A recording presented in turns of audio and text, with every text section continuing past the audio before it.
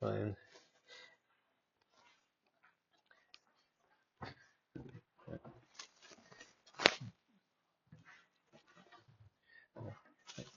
Okay. Do you have any questions about the previous lectures? Okay, so let's start with a new topic about separation of variables in different situations. So, and to do this, let us remind the formula for the Laplace operator in 2D and 3D.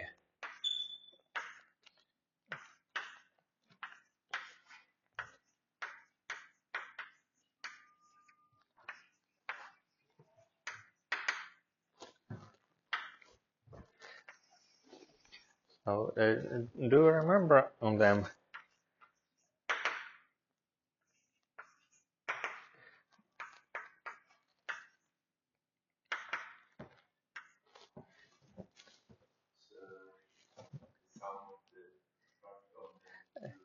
Uh, well, it is true, of course, but I want to write them in polar and spherical coordinates.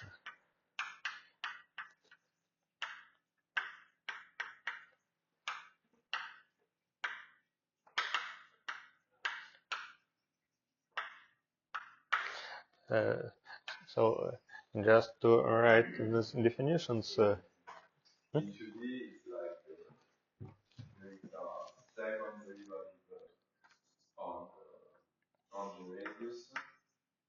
Mm-hmm.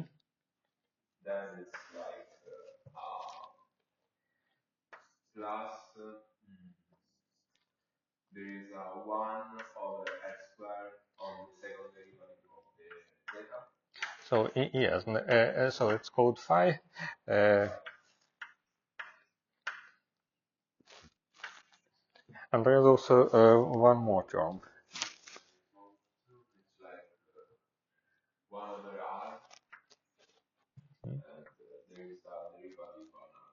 Mm-hmm. Yes, thanks. Uh, and how does it look in 3D? At least some of the terms.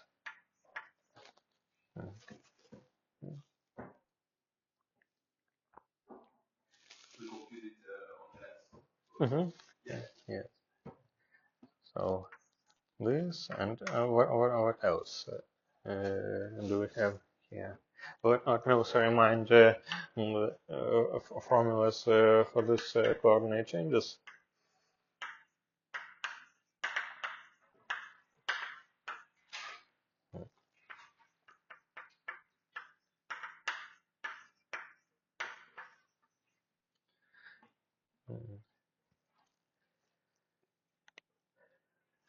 So it's for the 2D and for 3D.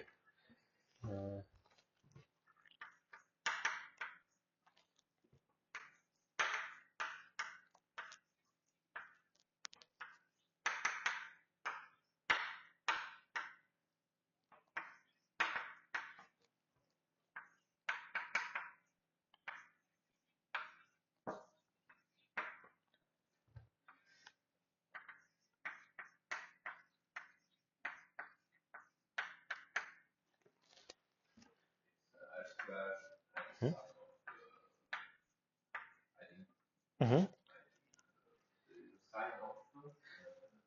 Mm-hmm.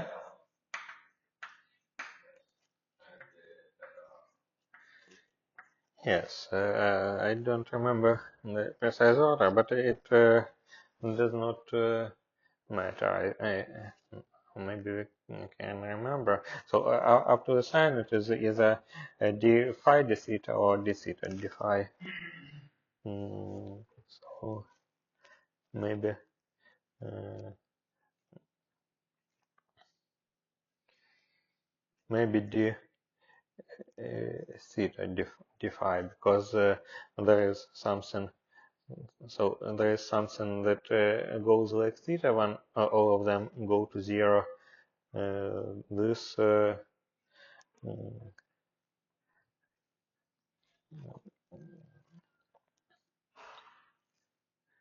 mm.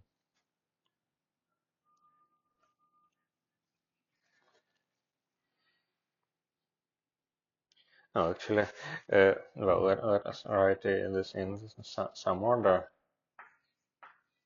or d theta d phi plus minus. Yeah. But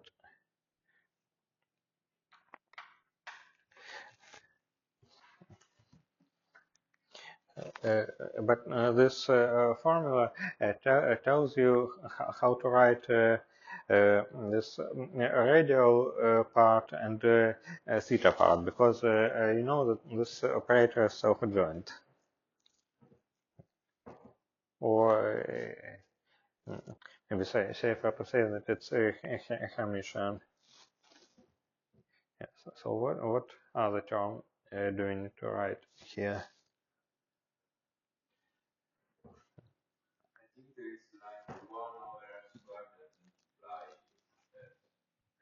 Mm. Yes, there is 1 over r squared multiplied by Laplacian of theta and phi angular part, but and we will write it. But there was also one term for the r derivative. It was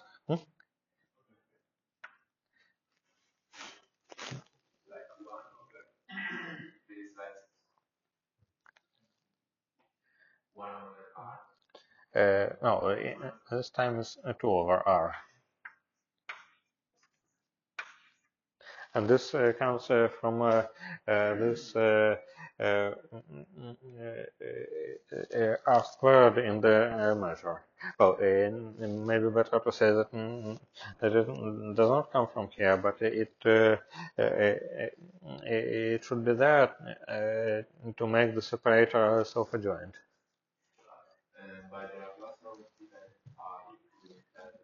Ah, yes, but we should write on them. Uh, so it is 1 over sine theta d over d theta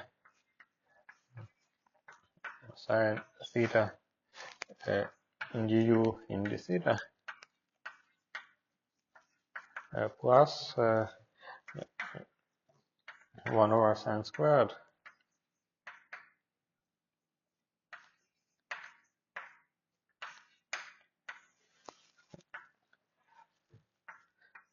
d to u in d phi squared.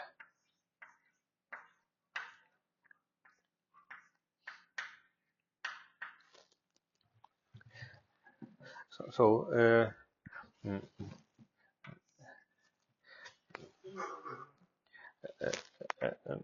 this wait, I actually don't remember. Did we derive this formula or not? I think we did. Hmm?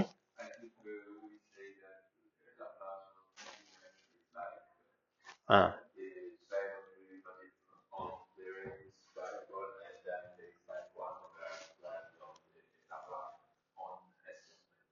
Mm-hmm. Uh, okay. So I forgot this, but let us do this now then. So the idea is sorry, for some reason I thought that we did this. But okay, let's just derive this formula. So to do this, so we have this change of coordinates, and to derive this formula for Laplacian, we need to remember that equation like Laplacian of u equals to lambda u is equivalent to this variational principle. That variation of the action of the following action or energy function of u should be 0, and this energy functional is the integral uh, uh, over over R3 d3x 1/2 of gradient of u squared plus lambda u squared. Well, lambda over 2 u squared. Do you remember this? Yeah.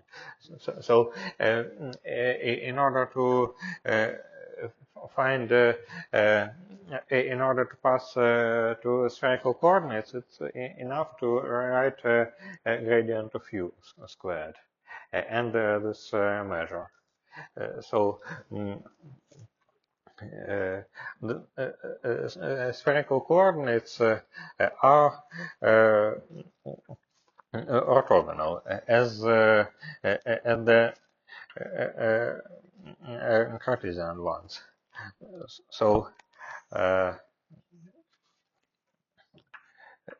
we can draw this picture with all these angles. So this is our radius vector. But I don't know this d3r.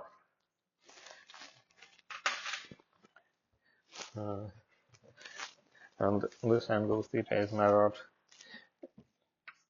from this axis. And then there is also angle phi,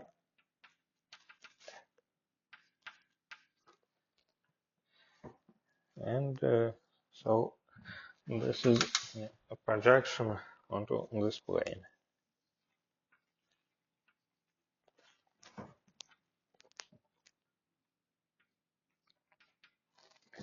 So this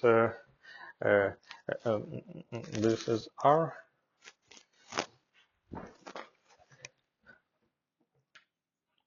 and this is this length is R times sine of theta.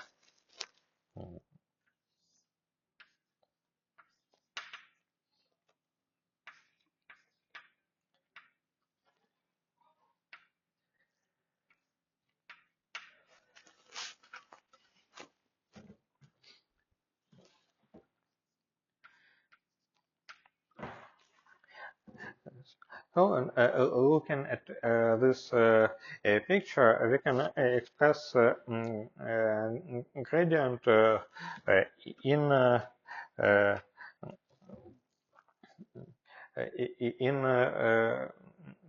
polar coordinates, in spherical coordinates. This is x, y, z. So, namely, we can introduce three vectors like this. ER, unit vectors. Then a vector that corresponds to variations of theta.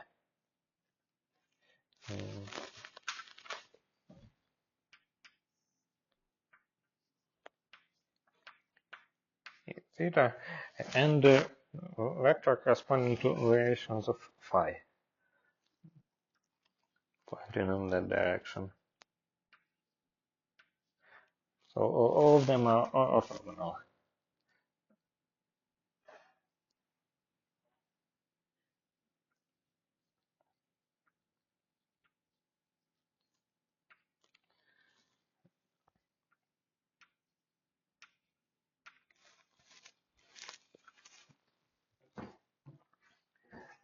So I propose the following formula for the gradient of u.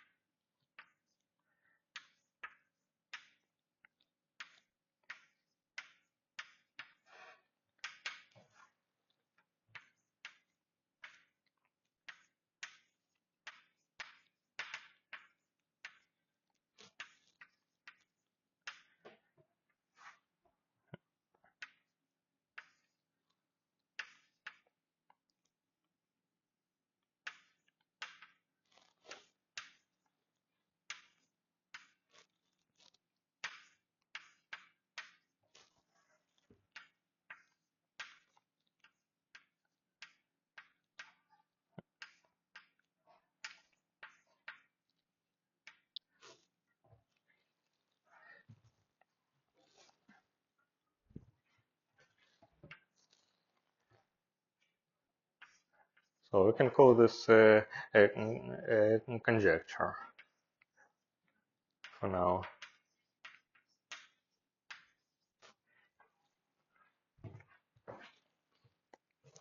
So, and if we now want to prove it, we need to compute three scalar products of this gradient of u with uh, all these angles.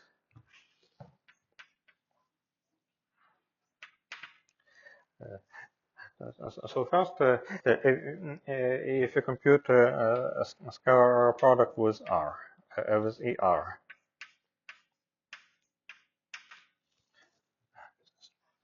so this corresponds to variation of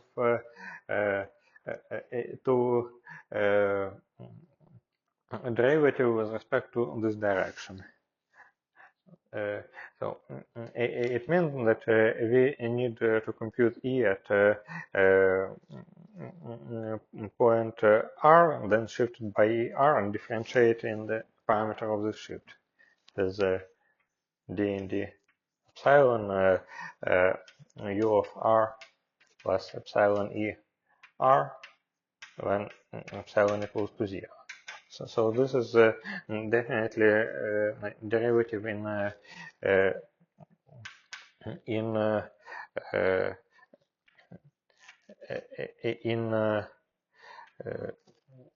so it can be written as d and d epsilon u of R plus epsilon theta phi at epsilon equals to 0. So this is du and dr as it should be. So this is correct. Then what happens if we try to differentiate it in in phi direction?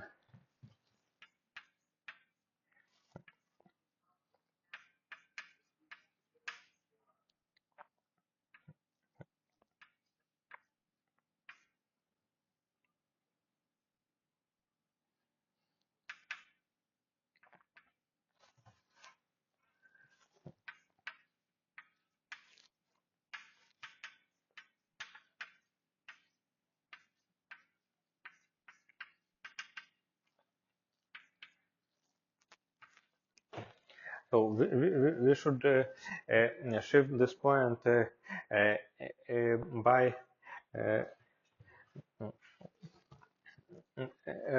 by the unit vector in phi direction. But since this, so if we change phi by epsilon, it will correspond to shifting this point by r times sine of theta.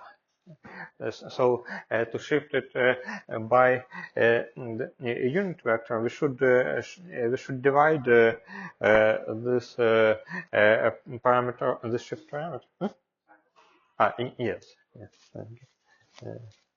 So it should be uh, shifted by u of r theta phi plus epsilon over r sine theta. This produces uh, shift by epsilon. So the formula is the conjecture formula is on the a phi is like 1 over sine. Oh, yes, yes, thank you. Yeah, sorry for this mistake.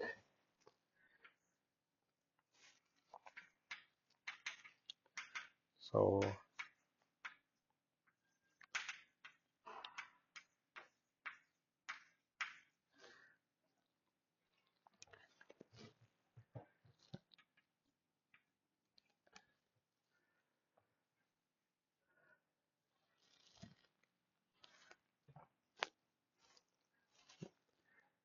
and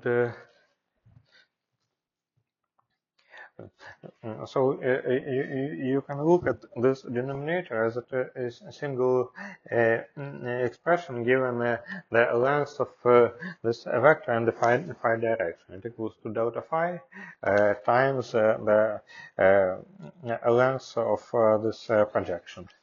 So, and since everything is orthogonal, it works simply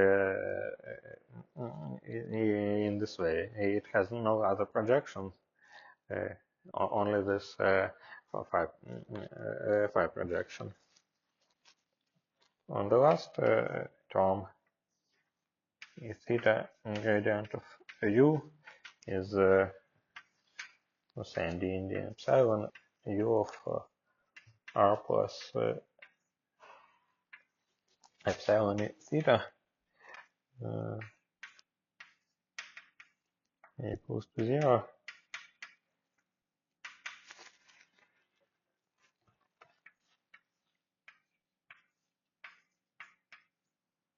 And how should we fix theta in this case so that the length of this vector is indeed 1?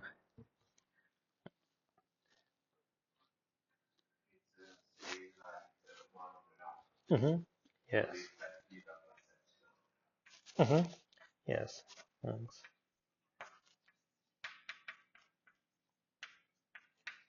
And phi is unchanged up to this order because we move everything in this plane. So this is 1 over r d u in the theta.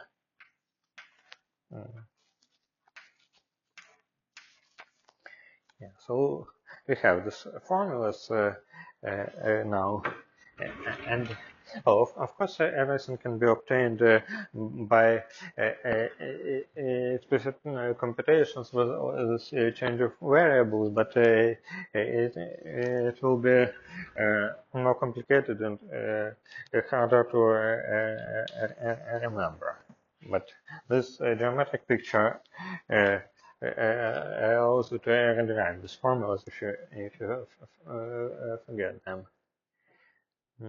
So when we have this, then we can write this energy functional as the integral in, of r squared d r d theta d phi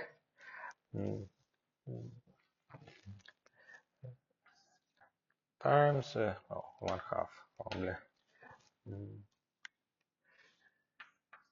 du into r squared plus 1 over r squared sine theta squared theta du in d phi plus squared plus 1 over r squared du in d theta squared plus lambda u squared.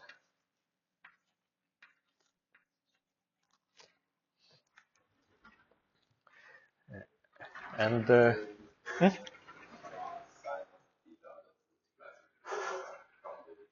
yes, thank you. Okay, let's multiply it here. Yes. So and now I would like to compute the variation of this energy functional. So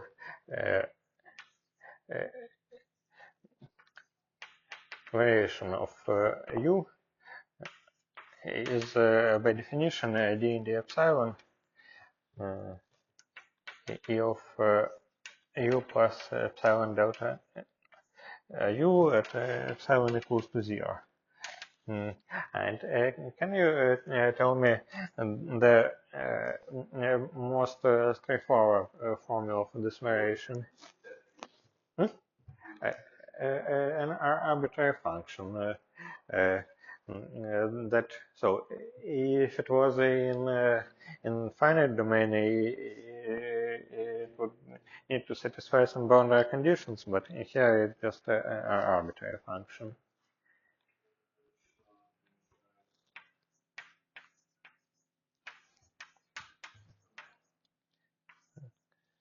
So what happens with each of these terms?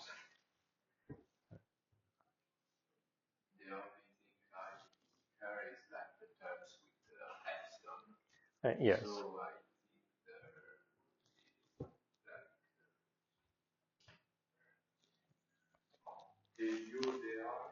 Mm-hmm. Mm-hmm.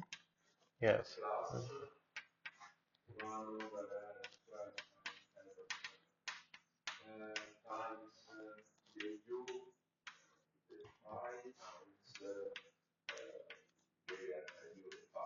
Mm-hmm. Yes.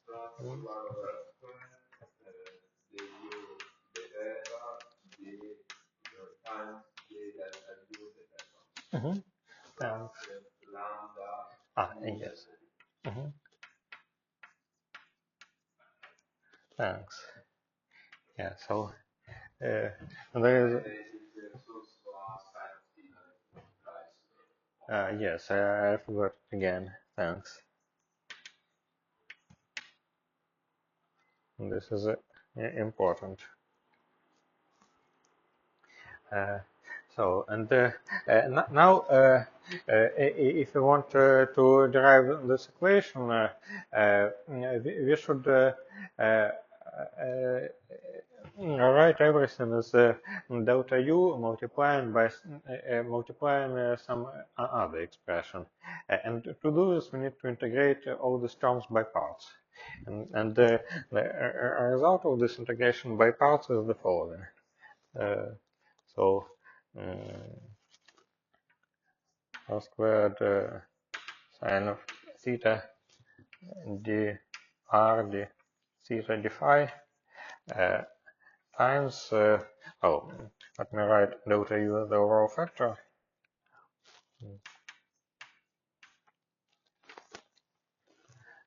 So when we integrate by parts here, we need to differentiate r squared times du in dr. And so we can pass on these derivatives. So sine of theta, but r squared should be differentiated. So we can write all this construction as 1 over r squared, that compensating this r squared in the denominator, d in dr, r squared d u in dr.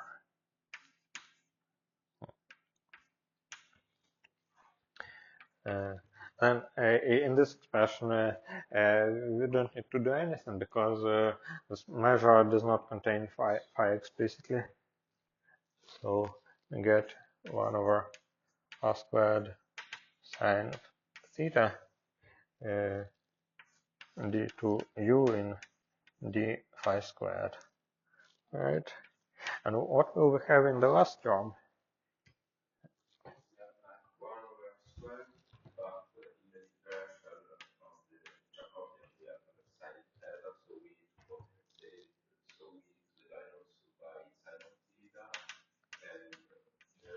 Mm-hmm.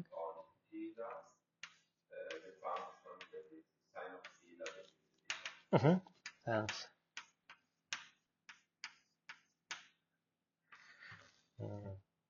And all this comes with minus signs because it's yes. Thanks.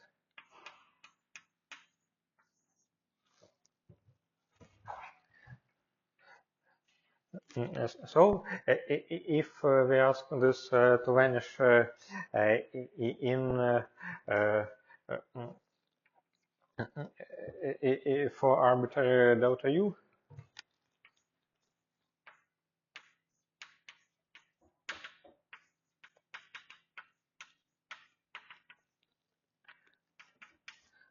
then we find that lambda u should equal to this Laplacian in spherical coordinates. Let us call this expression Laplacian r theta phi of u.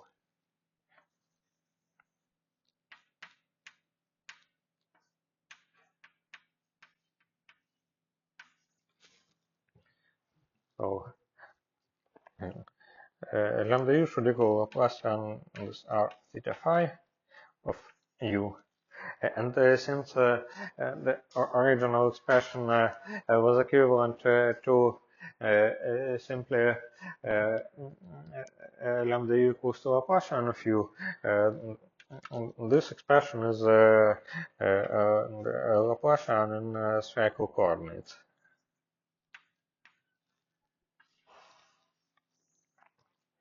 So this is that formula. So, are there any questions about this?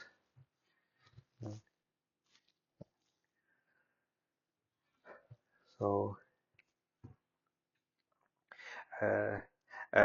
now let us talk about separation of variables in these equations.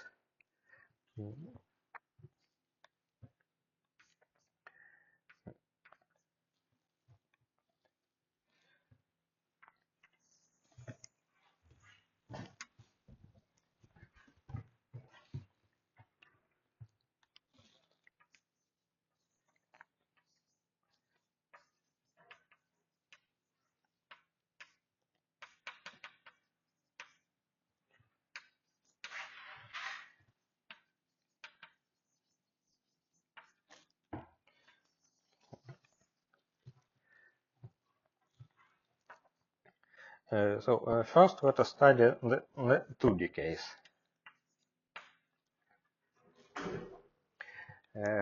So we have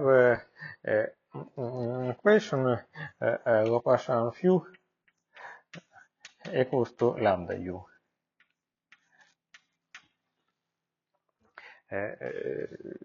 Which is written as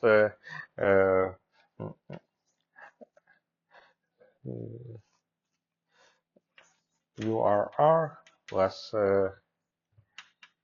1 over r ur plus 1 over r squared u phi equals to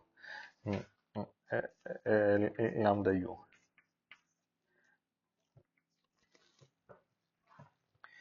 So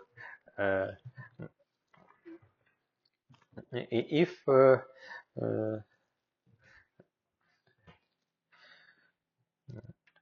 yeah, so we see that there is an operator of second derivative in phi, and we can diagonalize it immediately, and we already did this. In a sense, we can say that basis functions in phi variable are exponentials.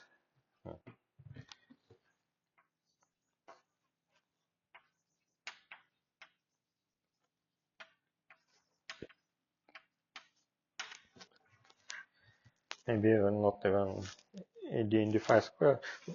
What is d in d phi squared? In other words, we can perform the Fourier transform. And we can say that u is equal to sum of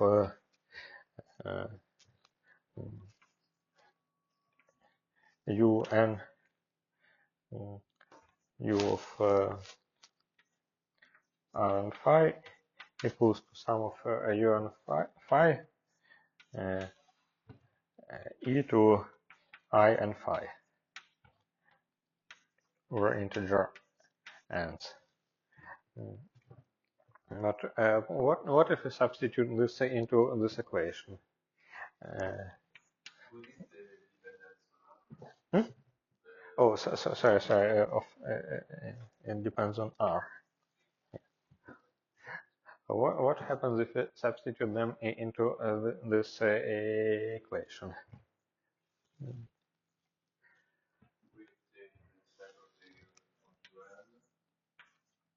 Oh.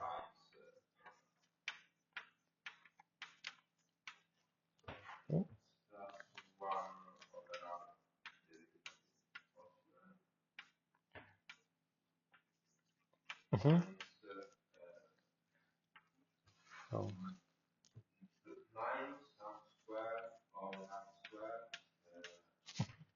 Yeah. Mm-hmm.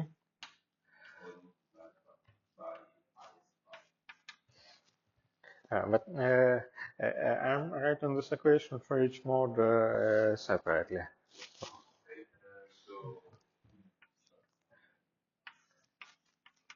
Yeah. Yeah. So, mm,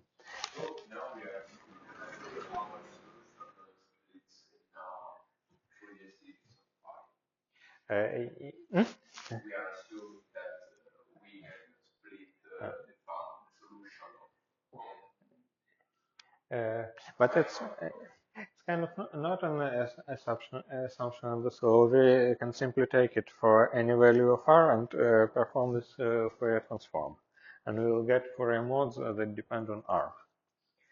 So it will be slightly more tricky if we pass uh, to that 3D case, because it will not be just a Fourier transform. Yeah, and uh, what can we say about this equation? So when lambda is 0, we can solve it.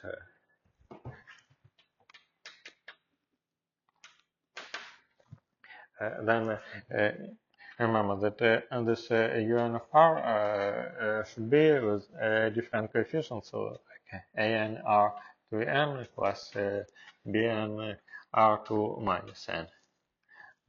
That's it. But if lambda is not zero, then it gives rise to Bessel functions,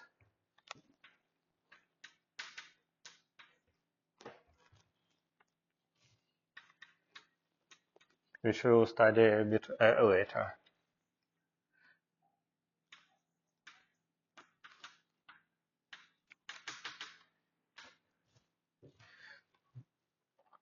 So, depending on the sign of lambda, we can, in principle, uh, uh, we can transform this equation to some canonical form.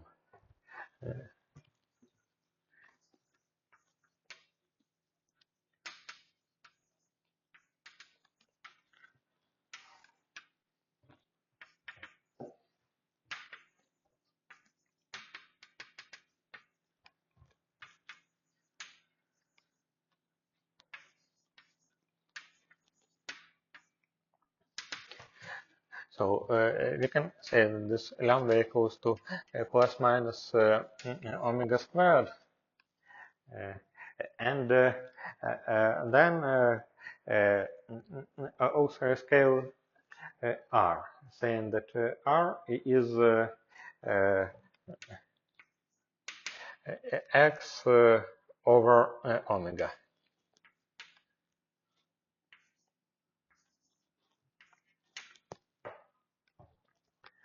So, so can you say what the uh, uh, form will this equation have if I do such a change of variables?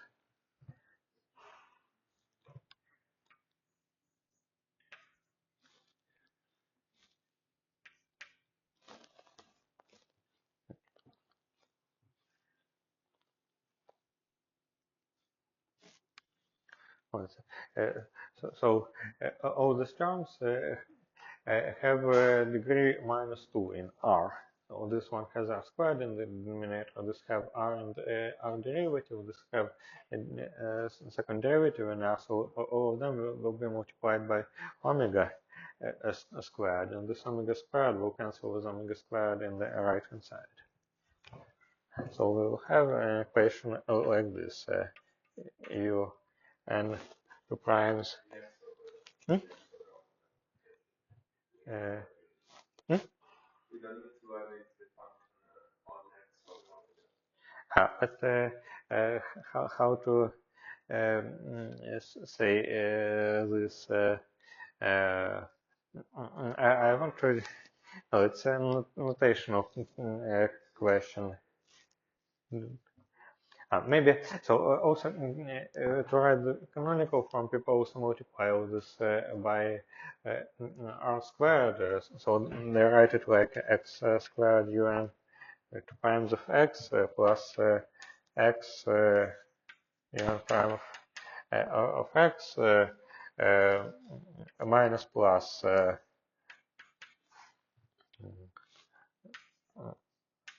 of x plus minus n squared un of x. So equals to 0.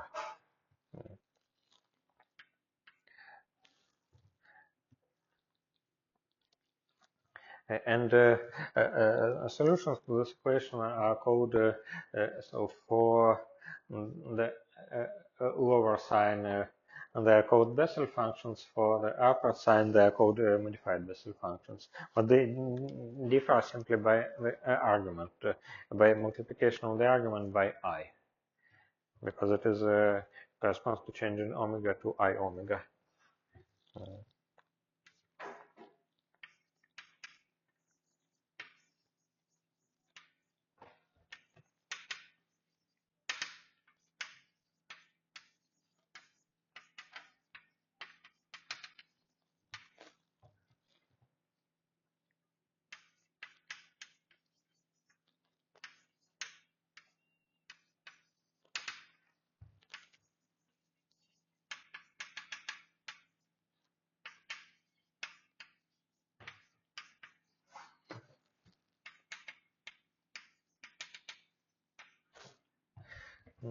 So we can also ask when this can appear. One situation is when we study this Helmholtz equation, but this Helmholtz equation itself can appear from, for example, the wave equation or the heat equation, mm, because we can perform the Fourier transform.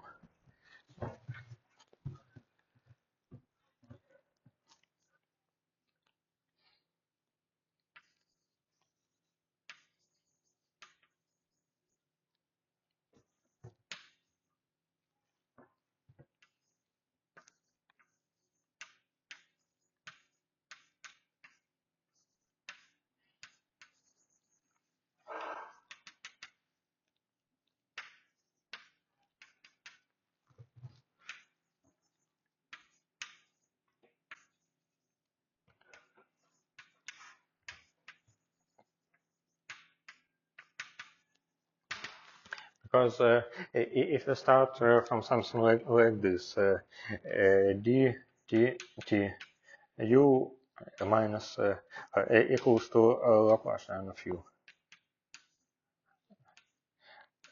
we can write u of this t and r as its Fourier transform. Depending on situation, it can be either it will always be just a Fourier transform in T. Integral in the omega e to minus I omega t u tilde of omega and r. So and then this equation tells us that Laplacian of u equals to minus omega squared u u tilde. Then we can study this using this other technique.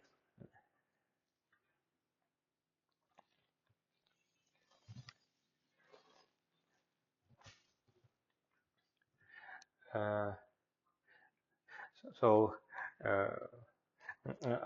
this was about the radial part in 2D.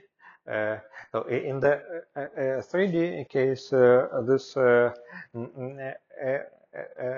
radial part actually leads to the same equation, but with n shifted by 1/2. But we will study this a little bit later. Now let us study expression of variable for the angular part again. In the 3D case.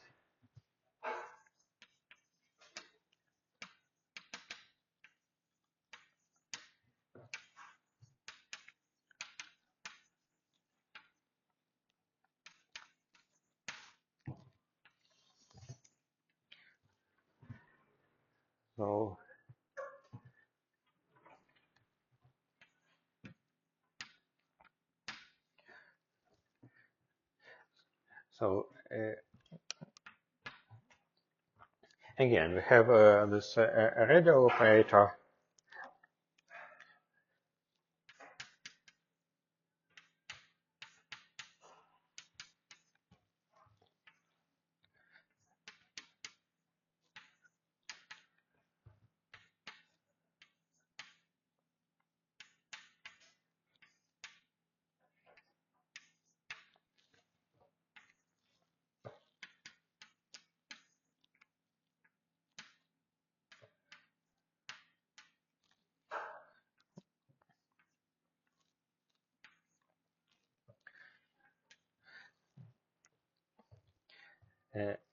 And this angular Laplacian is written here.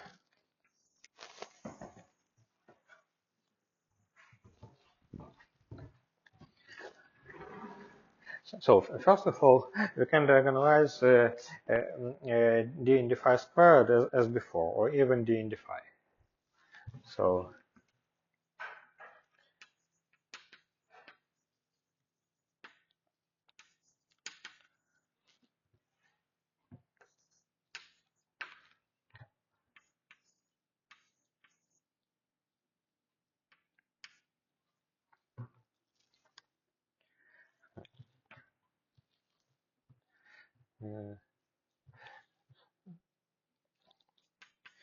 in a sense, we can say that u r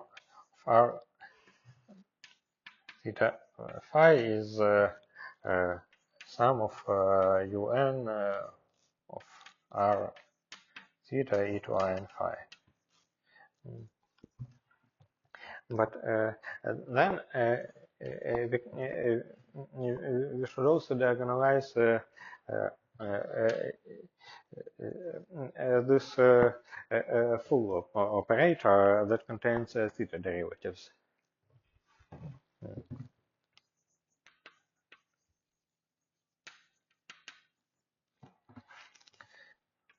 Diagonalize this full Laplacian. And the third step is to diagonalize its radial part, which we will do later.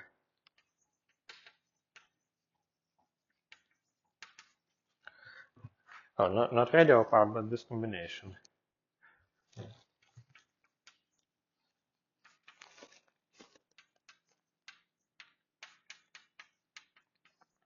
Well, this one will work by some number, and this will give this kind of operator, Laplacian plus some number divided by r squared.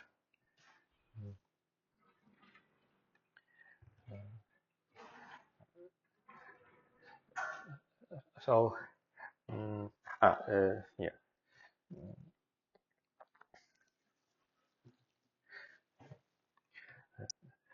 Uh, so in principle, this part has already been done because d acts by some number. We can simply replace it with this number, and also people use different notation for this index. They call it m. Yeah, so we can replace it by m, but to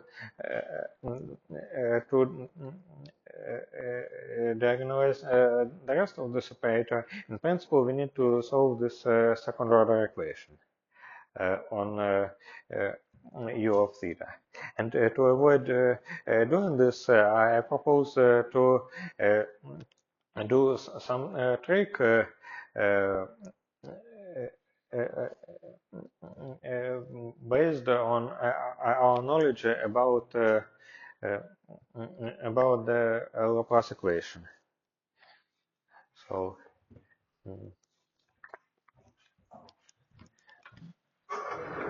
the trick is the following. Maybe let me first show this trick in the 2D case.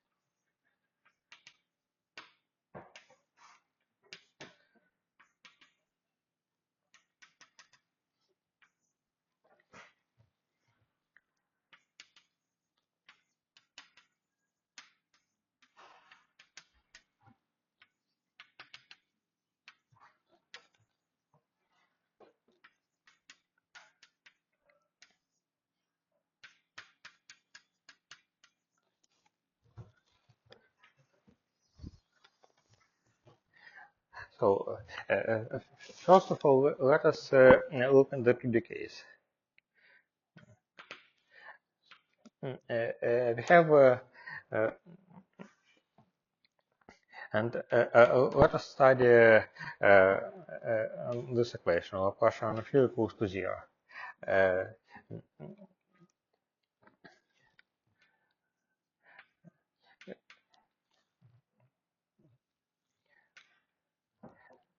for example, Laplace of u of r phi equals to 0. For uh, r less than 1, for example. Yes.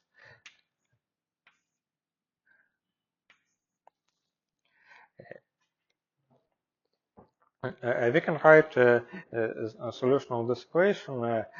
So we know the green function of this equation, and we write such a solution for r less than 1.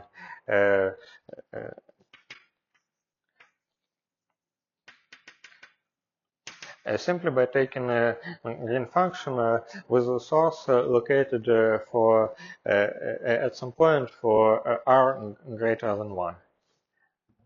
So u of let me well, write it u of z bar 1 over 2 pi logarithm of truth value of z minus r. Z minus r, or maybe r minus z.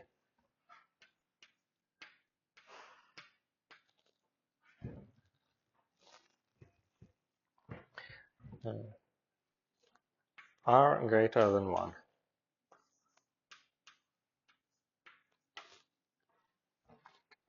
So we have this picture. There's a unit circle, and there is a point R.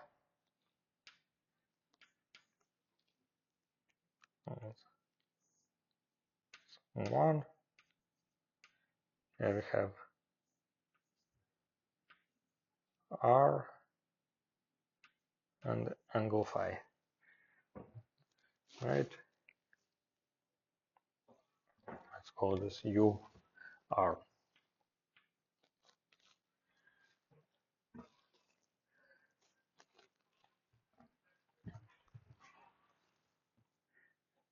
We can actually divide this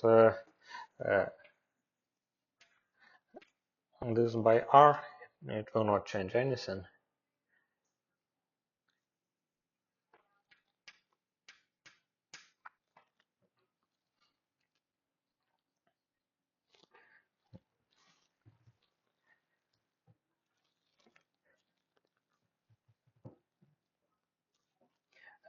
And now we can expand this solution in powers of z and z bar, or the same in powers of r. So we can write that this ur of z and z bar is 1 over 4 pi logarithm of 1 minus z over r plus logarithm of 1 minus z bar over r. And then we can expand each of these logarithms in powers of z. So it will be 1 over 4 pi minus 1 over 4 pi sum of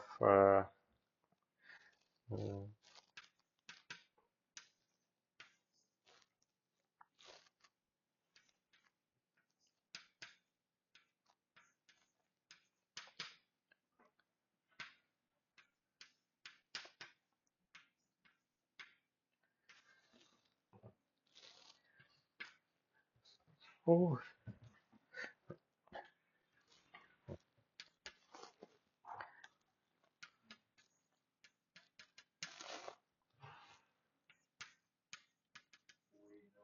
hmm?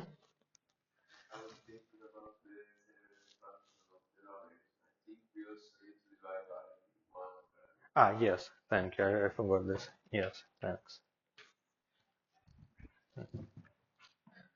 So here we'll have 1 over 2 pi, sum of 1 over n r to the n over big R to the n. Well, yeah, this sine of n phi.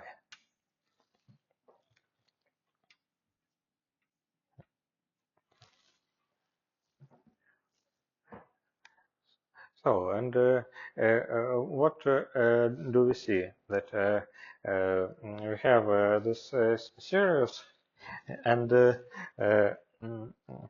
it solves this equation. But now our plus operator consists of two parts. A radial part and 1 over r angular part. So we can write this expression like this. So suppose that we forgot that we know that this is a cosine. So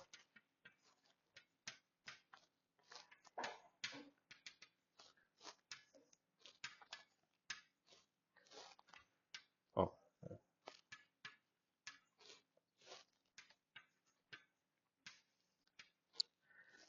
that is denoted by some y n of phi. And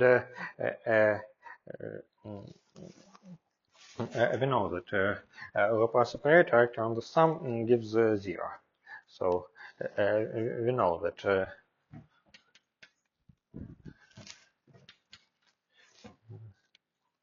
minus 1 over 2 pi sum from n equals 1 to infinity 1 over n 1 n r to the n plus nr plus 1 over r squared Laplacian phi maybe better to write it like this: 1 over r squared Laplacian r plus Laplacian phi acting on r to the n yn of phi equals to 0.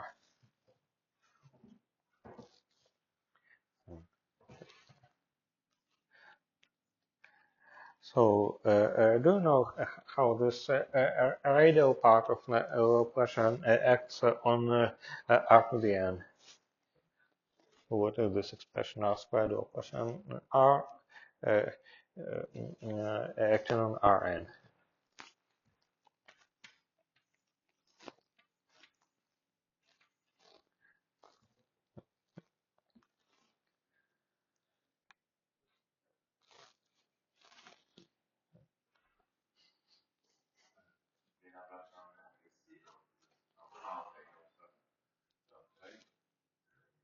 There's a second first derivative.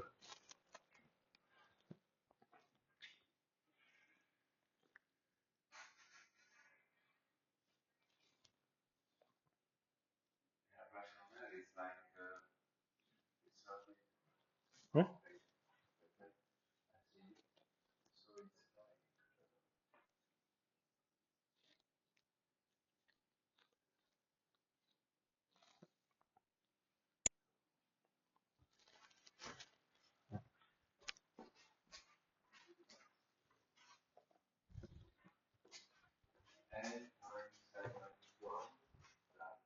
Hmm? Oh, you have this, but what else do you have?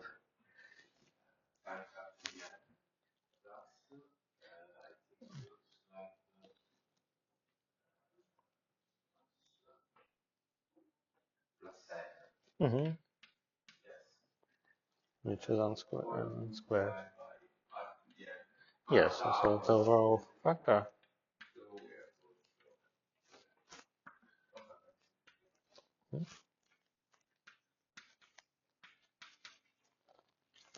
So something. So it equals to 0, and so it should equal to 0 for each term separately. So we conclude that Laplacian phi acting on yn of phi equals to minus n squared yn of phi. Right?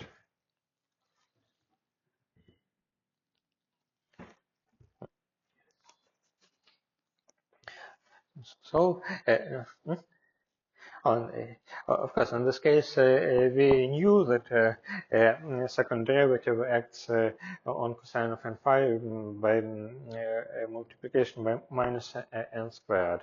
But if we did not have this, we would be able to derive it from the Green function. In some, the Green function contains all normal modes. And it is the general situation, because in principle you can expand you can express any function as the integral of the Green function with the test function with some test function, because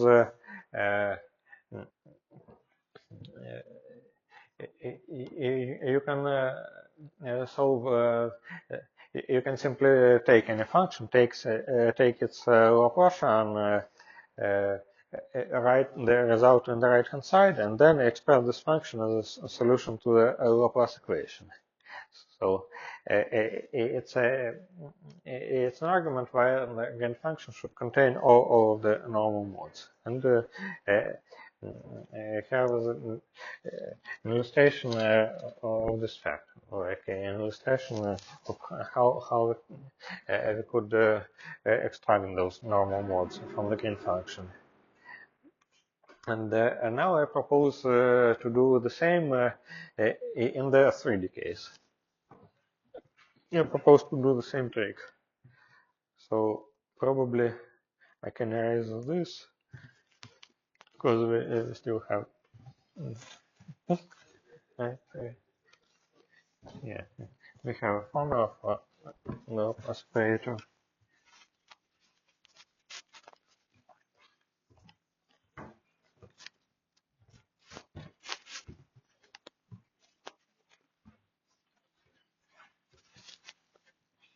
So here we could cheat. We could find those cosines without solving the second order equation. And I want to do the same in the 3D.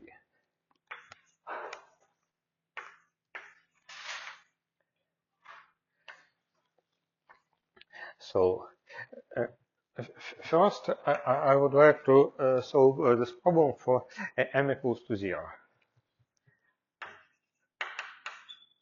Which means that u of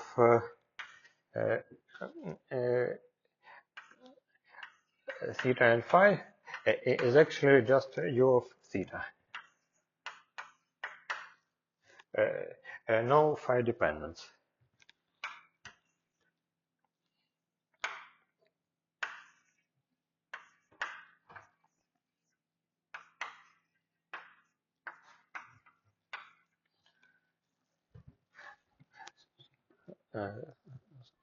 So to do this, we can consider the gain function.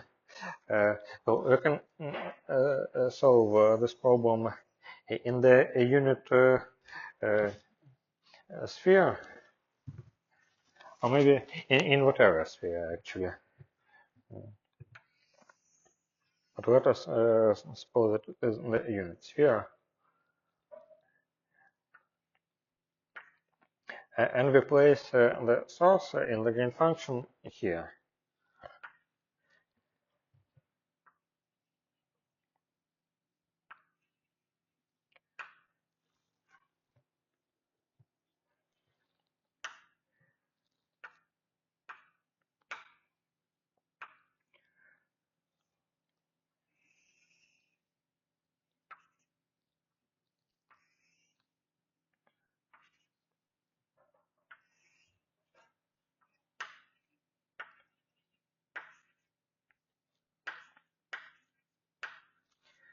So this is one.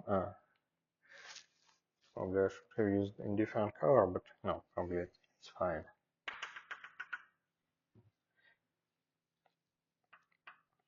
There is this radius vector.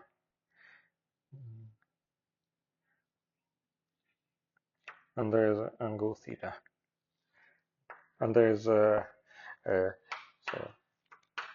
there is another vector which parameterizes the position of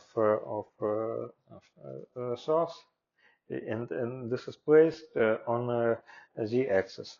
So this configuration, well, the gain function will be independent from phi. So u r in this case u r of theta will be minus 1 over 4 pi 1 over absolute value of r minus r.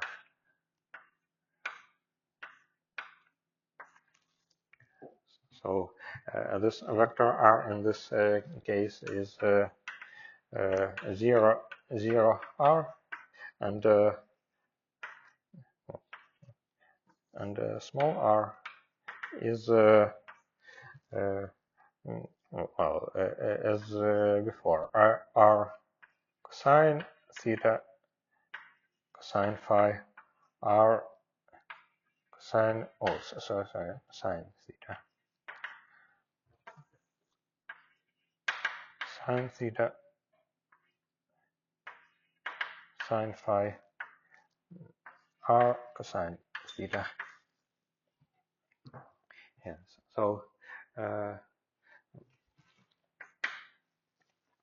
So what will we get in the right hand side if compute this distance explicitly?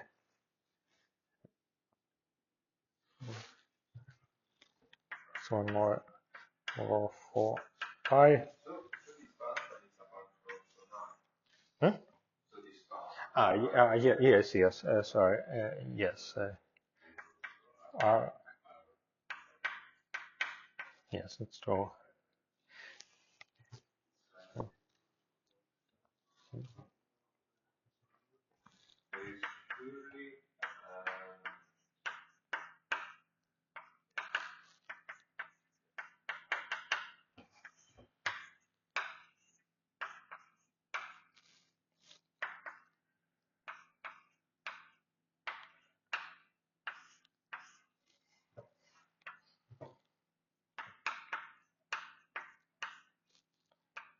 Yes, so what will this be?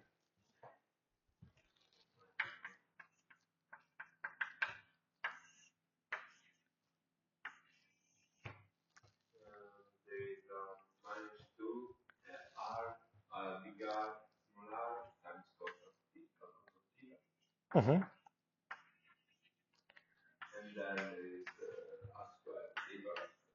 Yes, thanks. And this, yes. Mm. So, uh, mm, we can actually put big R equal to 1, but it doesn't matter. So you can now say that this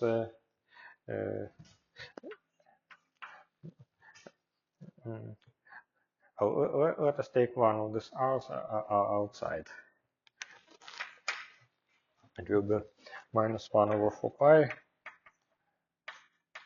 4 pi, 4 pi big R. 1 over square root of 1 plus R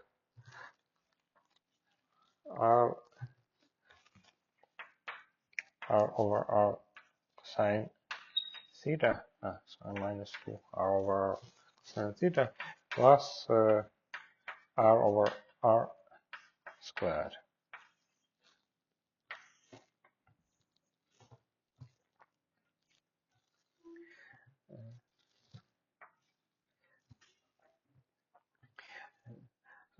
Oh, and this expression can be used as a definition of some functions of theta. So it's so here we are at this step. We can expand this expression and say that its coefficients of expansion are some new functions of theta. So we can say that by definition, this equals to minus 1 over 4 pi r, sum from n equals 0 to infinity,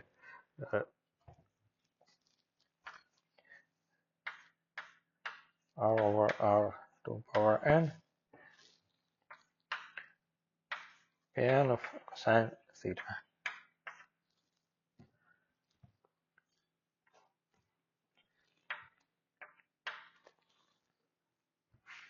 And these pns are called Legendre polynomials.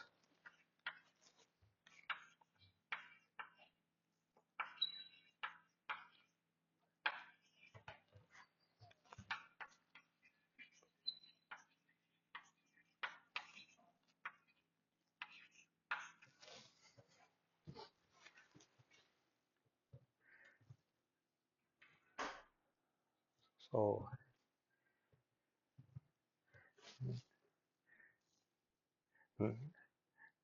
do you have any questions about them? So you might ask, like, why should they be polynomials? The answer is the following, because this 1 over square root has a Taylor expansion, and so probably I can already erase this.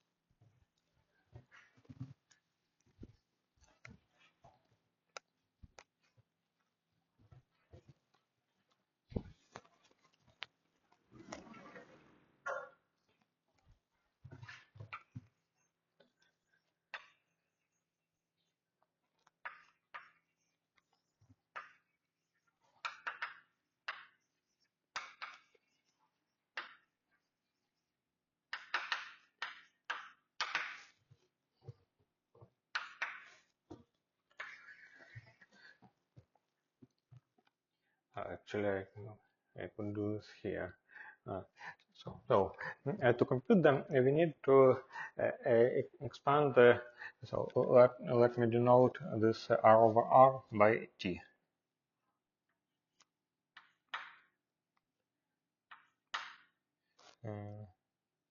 No, it's fine. So to compute them, we need to expand the 1 over square root of something as a Taylor series. So 1 over square root of 1 minus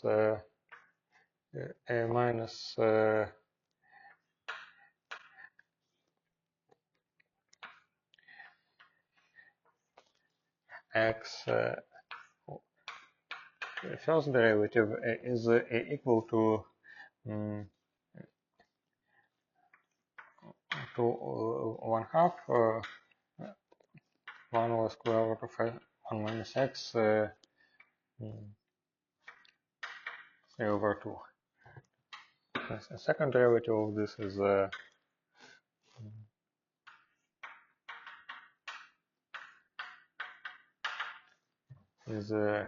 3 over 4.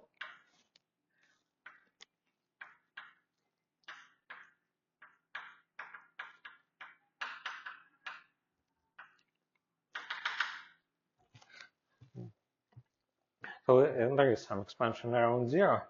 And if you want to compute this Legendre polynomials, we should use this expansion. So yeah, maybe let us introduce this notation. Let us denote this by let's avoid introducing new notation. So we can write that this square root of 1 minus 2r over r sine theta plus r over r squared is 1 plus 1/2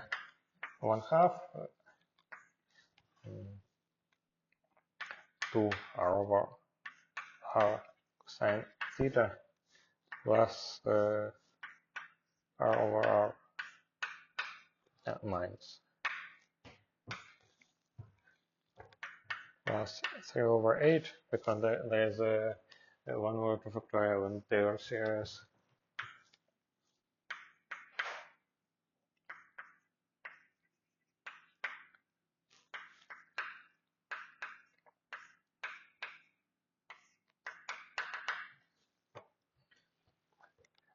Squared plus something else, and to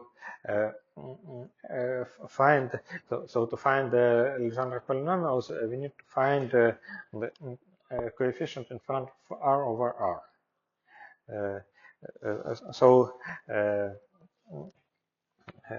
The coefficient in front of r over r with the highest possible power of cosine theta always comes from this term, because all other corrections contain smaller powers of cosine of theta. So it tells us that that the expansion of each polynomial starts from cosine of theta to the n. So we know that they are polynomials. And now let us look at first few examples of them. So we have 1 zeroth power of r over r plus the only contribution linear in r over r comes from here, plus r over r cosine of theta plus what?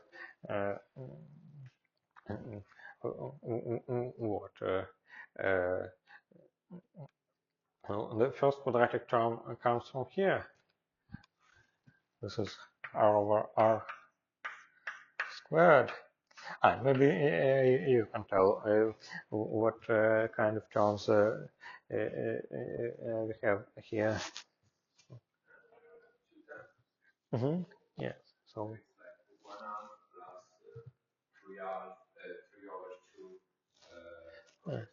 Oh, 1/2 is a minus sign. Yeah. So there's 3 over 2 cosine of cosine squared of theta minus 1/2. And well, and the next, to compute the next term, we need to take the next term of this expansion plus something.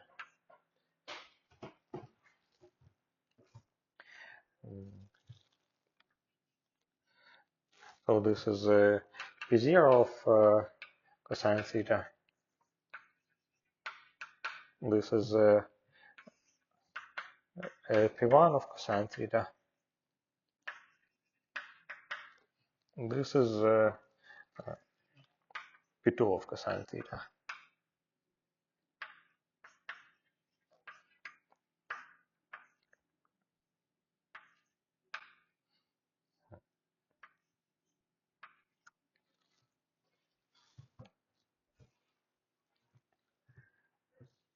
So,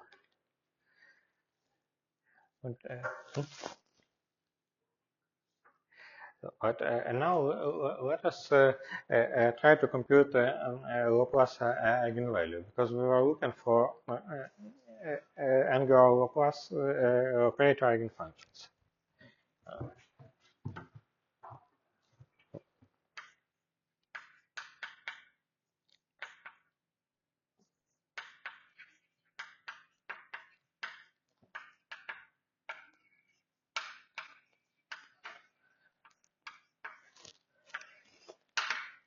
So as before, we act with this radial plus angular Laplacian on this expression, and know that it is 0.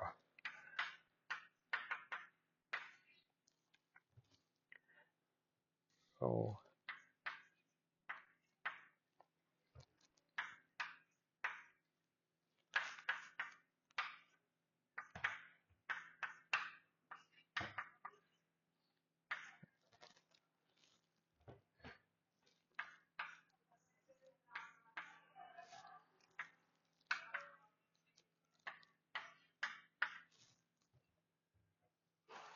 oh, sorry.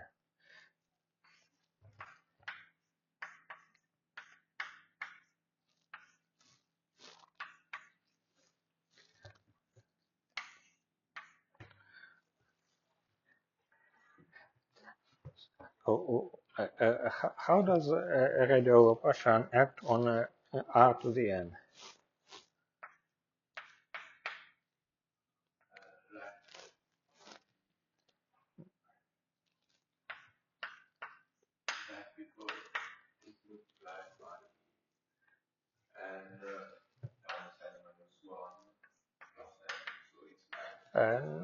No. There is an important difference. So plus 2n. Yes.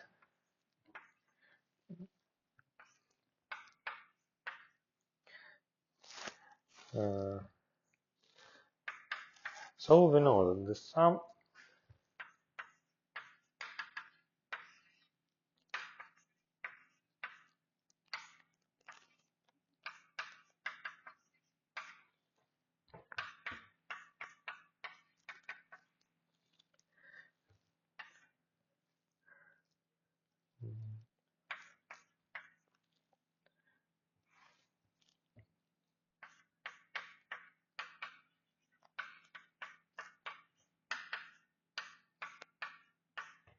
no, the sum is 0, and uh, so our angular Laplacian acts by minus n plus 1.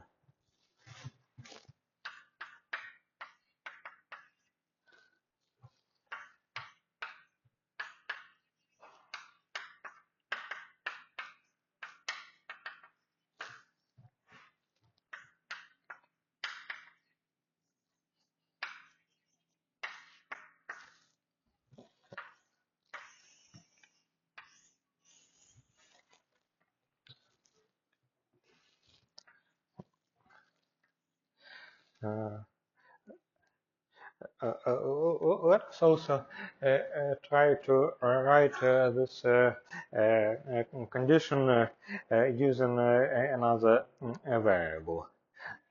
So we see the natural variable of this Laplace of this Legendre polynomial is cosine of theta. So let us introduce the notation cosine of theta equals to x.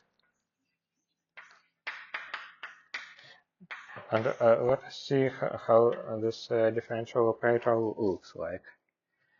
So,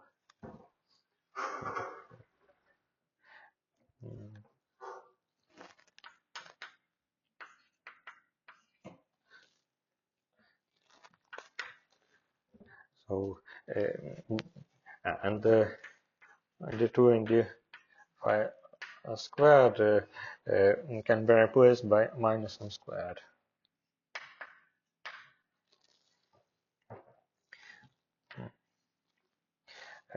Because we took for a transform in phi. So if we use this variable, then 1 over sine d in d theta turns into d in dx.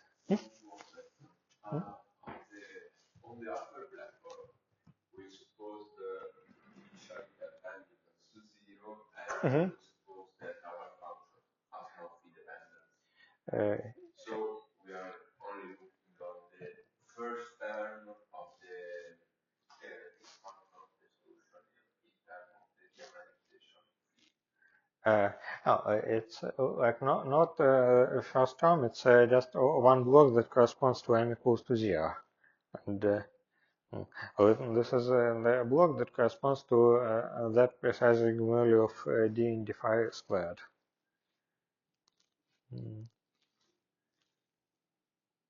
But probably so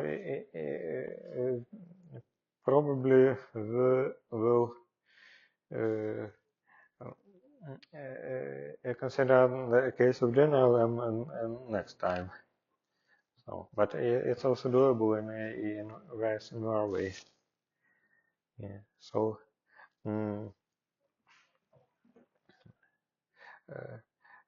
Let me write this operator using this x variable.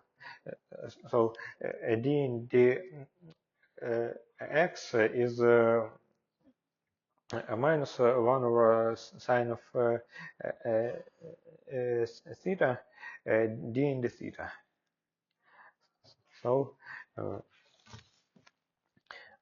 this this can be written as d in dx x squared minus 1. Wait, maybe oh, 1 minus x squared.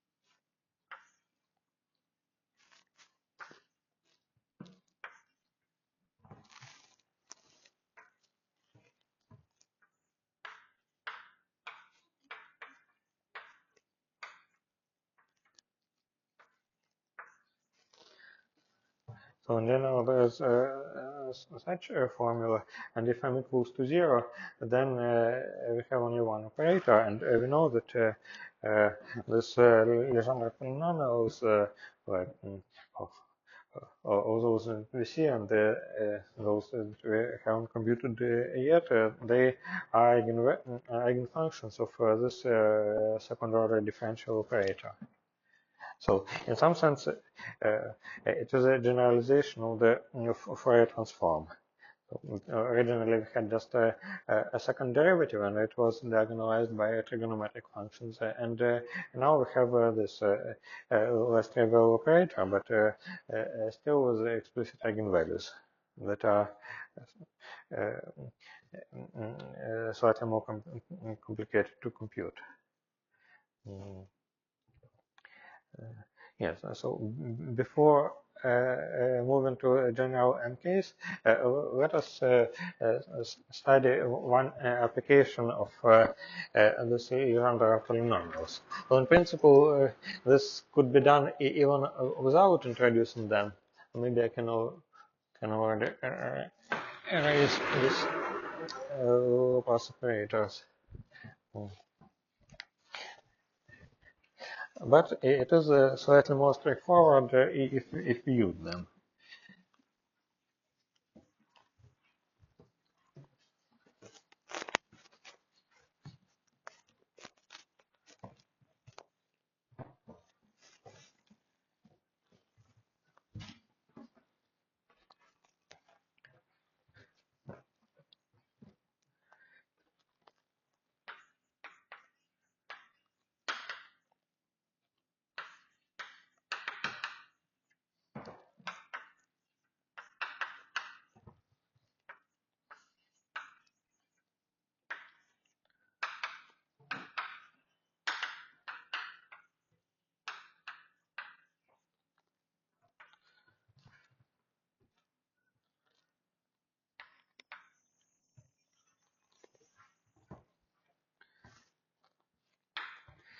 So let us consider the following problem.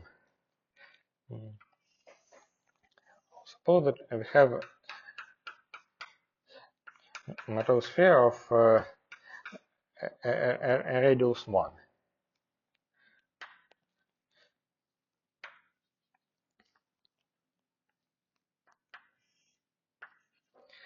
And we have a charge at distance r.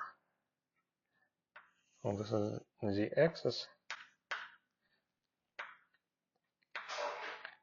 We have charge q at distance r. So this is the axis.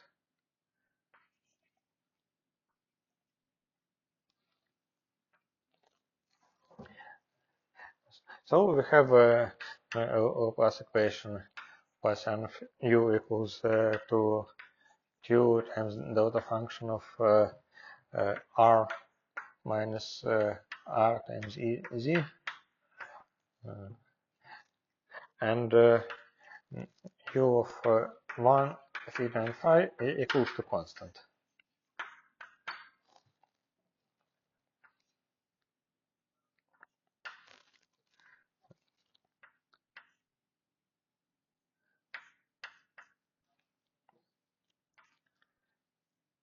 And also u goes u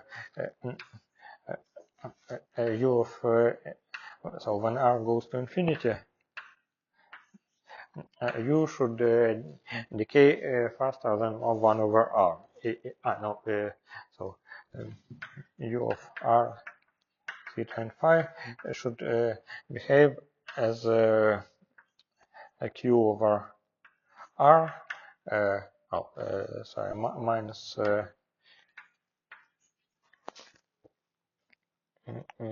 q over 4 pi r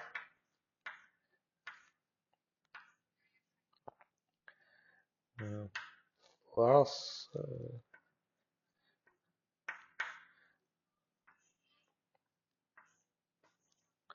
all of 1 over r squared.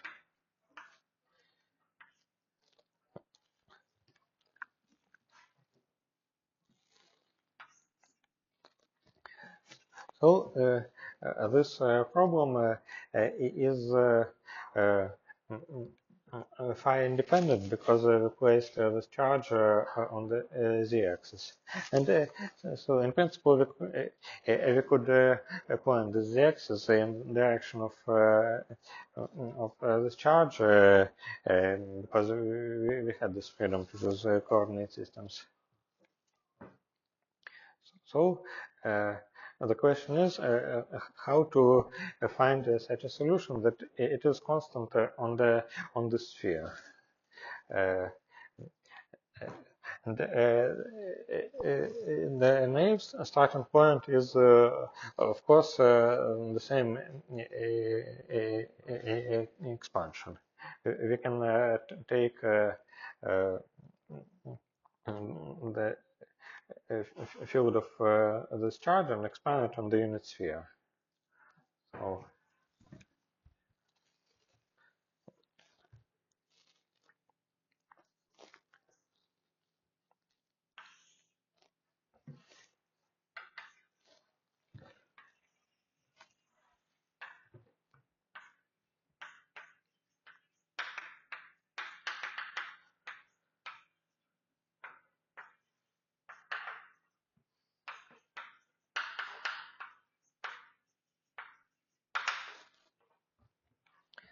So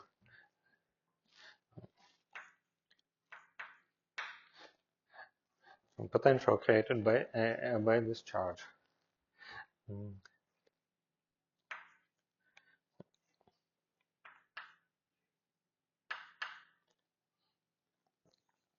V1 of theta. So we simply take this formula and put big R equals to 1. No, so a small r equals to 1.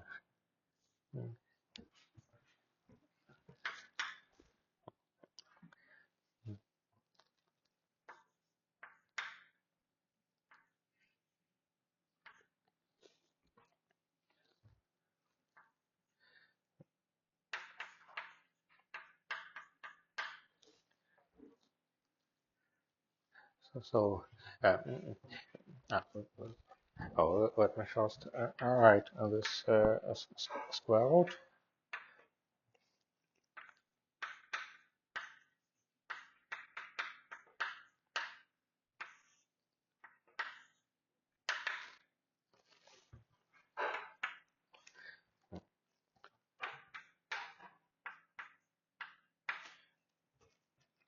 Q.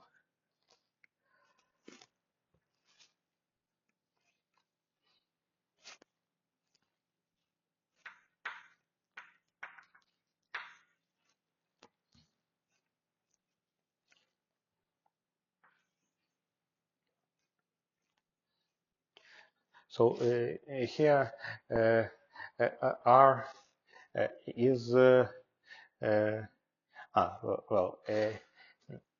principle. We can substitute r equals to 1 in a small r equals to 1 in this formula and get q over r to n plus 1 pn of cosine theta.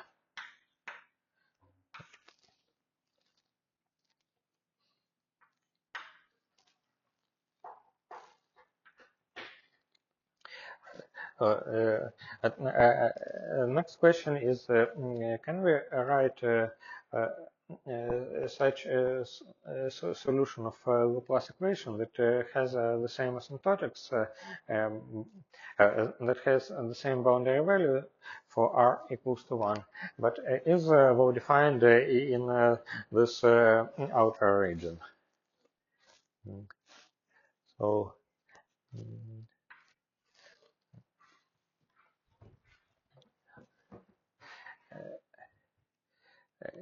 uh,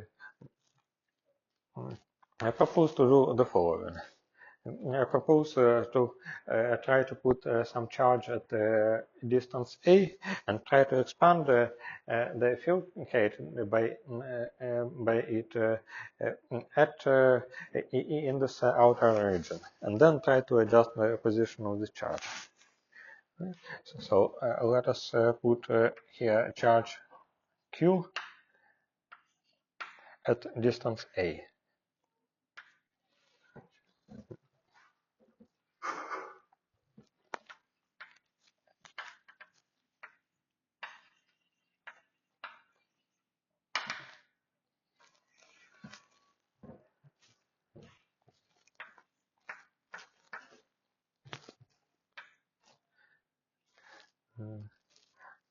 So I want to write it for arbitrary value of r. 2 of r theta will be what? This will be minus q over 4 pi 1 over square root of r squared minus 2 ra cosine of theta plus a squared.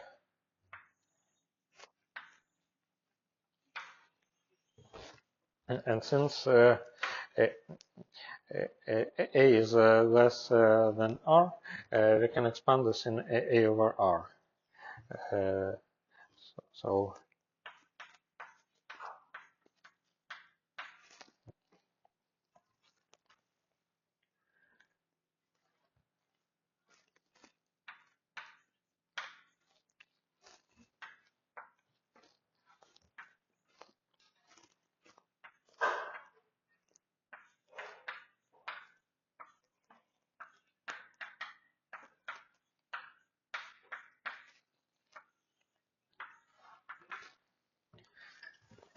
so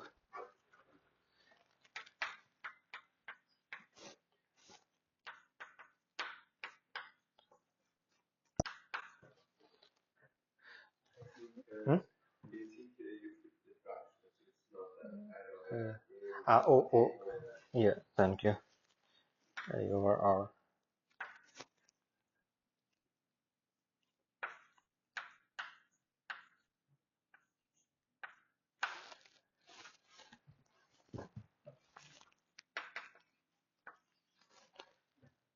So this will be 8 to n over r to n plus 1.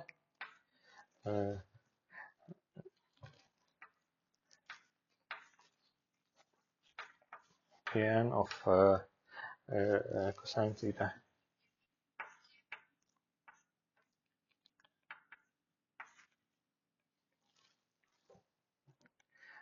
And since we require, well, let's talk about this later. So we have this expansion, this solves the Laplace equation with zero right-hand side, because this charge is hidden under the surface of sphere. It's true image charge. So now we want to make the sum of these two expressions, these two expressions constant.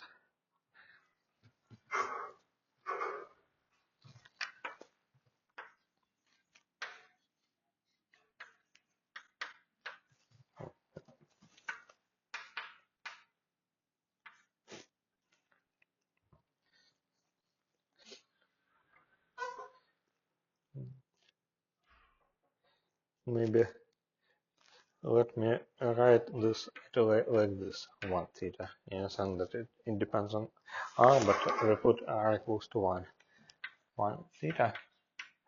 plus u2 of 1 theta equals to constant.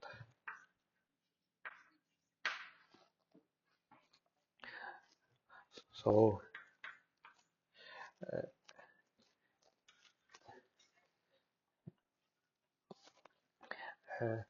we want all these terms to cancel. So q over rn plus 1,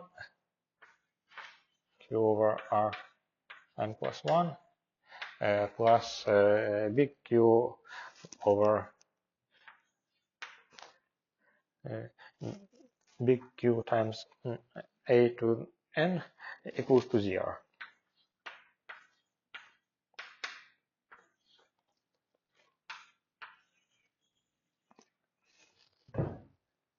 So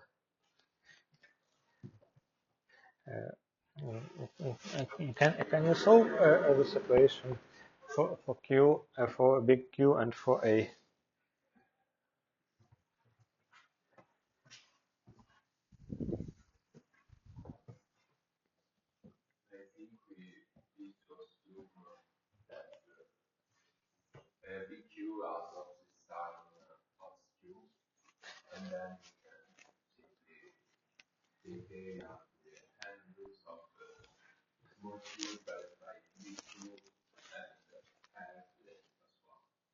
No, wait. So what is the solution?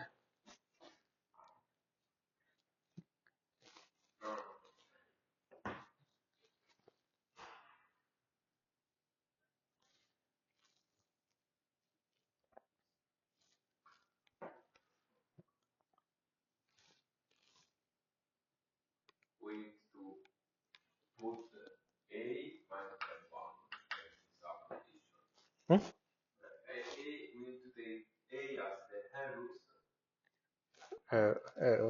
What? But what is 1 over n? This holds for any n. We cannot equate just two terms. We need all of them cancel.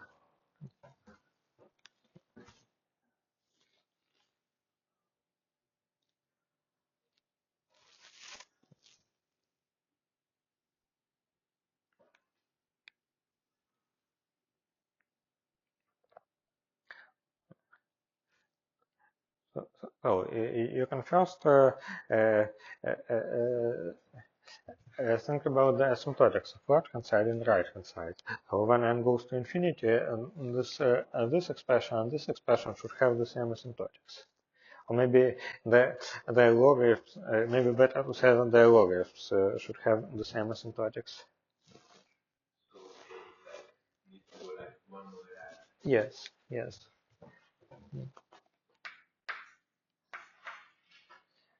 And what else? So you have fixed the asymptotics, and what is the value of Q, like the first value in this series?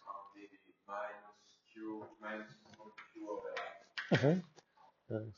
Uh, well, actually, I would write this like r equals to 1 over, oh, yeah, a equals to 1 over r, but a big Q is small q minus a small q over r, right?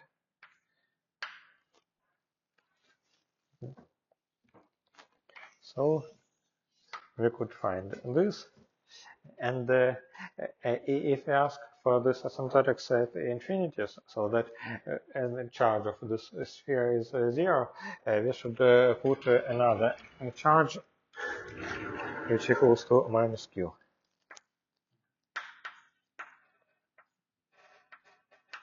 So,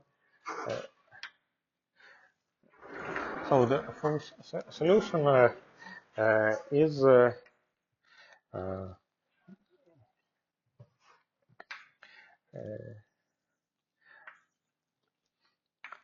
u of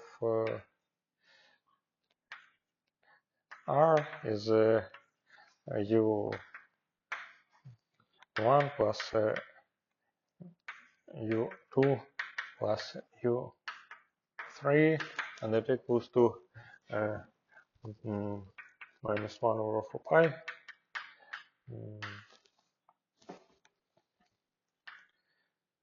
1 over q over r minus r e z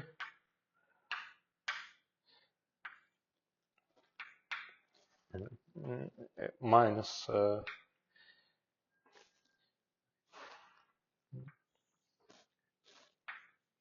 q over r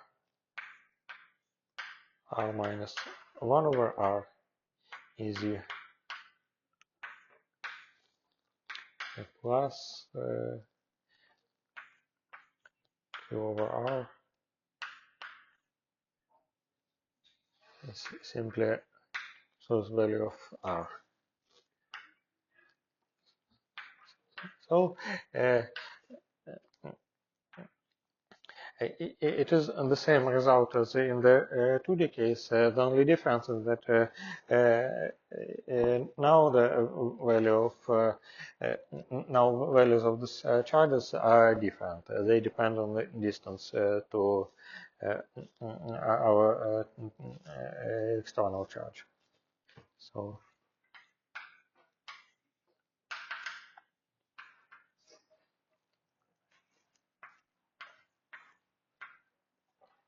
But their position is the same. It's still inversion, and it's not a coincidence because low pass operator is conformally invariant in any dimension. Well, in a sense, it has a given weight, but conformal transformations in 2D are arbitrary homomorphic functions, and in higher dimensions we only have translations, scalings, and inversion with respect to some sphere. So, and this is the avatar of this phenomenon. Okay, do you have any questions about this? And of course, this result could be obtained without the knowledge of Legendre polynomials, but in that case, it would be some educated guess. But here we could really derive this formula. Okay, thanks for your attention.